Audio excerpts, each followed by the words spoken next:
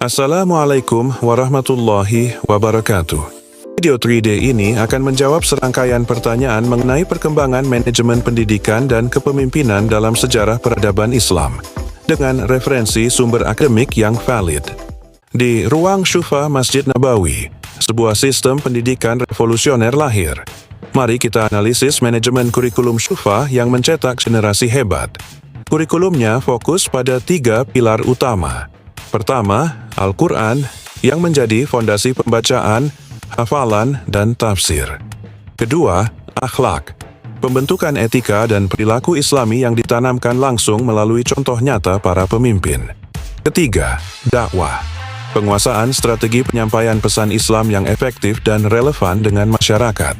Dengan metode fleksibel seperti ceramah, diskusi, dan praktik langsung, pembelajaran menjadi sangat efektif.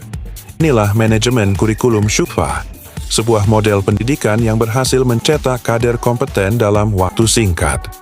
Di tengah keragaman dan konflik suku, Piagam Madinah lahir sebagai solusi kebersamaan yang revolusioner. Sebuah perjanjian yang mengubah kota menjadi satu komunitas harmoni, terlepas dari latar belakang suku dan agama. Mari kita bedah 3 nilai manajemen abadi dari piagam ini yang relevan untuk pendidikan modern kita. Pertama, keadilan. Semua warga memiliki hak yang sama. Di sekolah, ini berarti kesetaraan akses dan perlakuan bagi setiap siswa tanpa diskriminasi. Kedua, transparansi. Aturan dan perjanjian dibuat jelas untuk semua. Di lembaga pendidikan, ini adalah kebijakan terbuka dan komunikasi yang efektif. Ketiga, musyawarah. Keputusan penting diambil bersama. Di era modern, ini dapat diterapkan melalui dewan guru, forum siswa, dan koordinasi dengan orang tua. Nilai-nilai ini bukan sekadar sejarah, tapi fondasi kuat untuk membangun lembaga pendidikan yang adil, transparan, dan berkeadilan. Setelah wafatnya Rasulullah SAW, para sahabat dihadapkan pada tantangan besar, menyatukan naskah Al-Quran yang tersebar di berbagai daerah dengan berbagai cara penulisan dan bacaan. Menghadapi situasi ini, Khalifah Utsman bin Affan memutuskan untuk mengkodifikasi Al-Quran agar teks dan bacaan menjadi satu standar yang pasti. Tantangan organisasional dan spiritual sangat berat. Mereka harus memastikan tidak ada satupun makna atau keaslian ayat yang berubah selama proses ini. Hasilnya adalah Mushaf Utsmani, sebuah tonggak sejarah yang mengubah wajah pendidikan dan keimanan umat Islam selamanya. Dampaknya sangat luas. Standarisasi bacaan menjadi dasar kurikulum pendidikan Islam global, mencegah perpecahan dan mempermudah penyebaran ilmu Al-Quran. Bayangkan sebuah transformasi dari sistem kesukuan yang berantakan menjadi administrasi modern. Inilah warisan Khalifah Umar bin Khattab. Salah satu inovasinya adalah penetapan gaji tetap bagi guru dan pekerja publik, memastikan kestabilan ekonomi dan fokus pada tugas.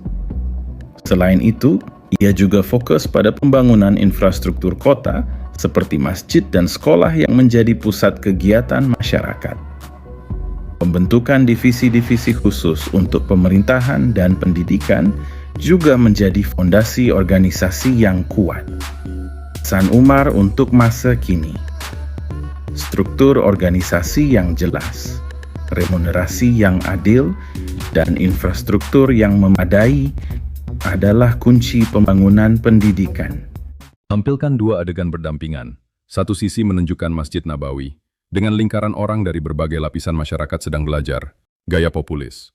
Sisi lain menunjukkan Istana Umayyah, dengan anak-anak elit yang belajar di ruangan tertutup dengan fasilitas lebih mewah. Visual 3D, animasi peta luas wilayah kekuasaan Umayyah, yang menunjukkan penyebaran bahasa Arab melalui simbol-simbol tulisan Arab di berbagai daerah. Tampilkan juga adegan yang menunjukkan keragaman suku dan budaya, serta sedikit gambaran gerakan syu'ubiyah sebagai bentuk ketegangan sosial. Narasi. Khalifah Abdul Malik bin Marwan menerapkan kebijakan Arabisasi, menetapkan bahasa Arab sebagai bahasa resmi administrasi. Analisis keberhasilan manajemen budaya organisasi Umayyah dalam menyatukan wilayah yang luas, serta bagaimana bahasa menjadi alat pemersatu, meskipun ada tantangan seperti gerakan syu'ubiyah. pada puncak keemasan dinasti Abbasiyah, di tengah kota Baghdad yang ramai dan makmur, berdiri sebuah bangunan yang bukan hanya tempat bertempat tinggal, melainkan jantung peradaban manusia.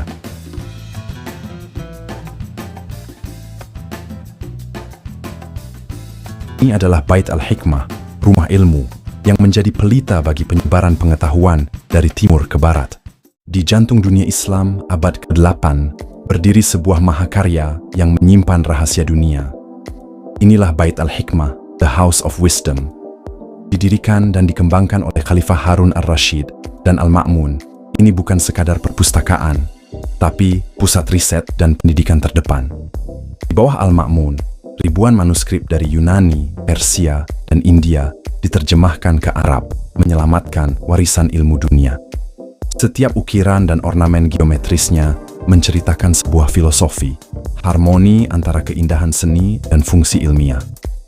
Dan kubahnya yang melambangkan kesatuan pengetahuan, Bait Al-Hikmah menjadi mercu harapan cahaya ilmu di tengah kegelapan era. Di sini, sarjana seperti Al-Khwarizmi, Al-Razi, dan Al-Battani bekerja sama tanpa batas suku atau agama. Mereka tidak hanya menerjemahkan pengetahuan lama, melainkan menciptakan karya baru yang mengubah dunia. Bait Al-Hikmah juga menjadi tempat berkumpulnya ahli bahasa, seniman, dan filsuf. Semua bersatu dalam cinta akan ilmu. Warisannya tidak hanya ada di dalam manuskrip, melainkan dalam cara kita berpikir, menghitung, dan memahami alam semesta hingga hari ini. Pelajaran dari fisik kepemimpinan masa Abbasiyah sangat relevan untuk para calon kepala madrasah atau pesantren hari ini. Pertama, jadikan pembangunan karakter sebagai prioritas utama. Tidak hanya fokus pada nilai akademik, tetapi juga pada pembentukan akhlak mulia. Kedua, perhatikan kualitas pengajar dan dukunglah penelitian. Ketiga, wujudkan nilai-nilai karakter dalam setiap aspek kurikulum. Karena warisan terbaik dari masa lalu bukanlah harta, melainkan warisan ilmu dan akhlak yang terus berlanjut.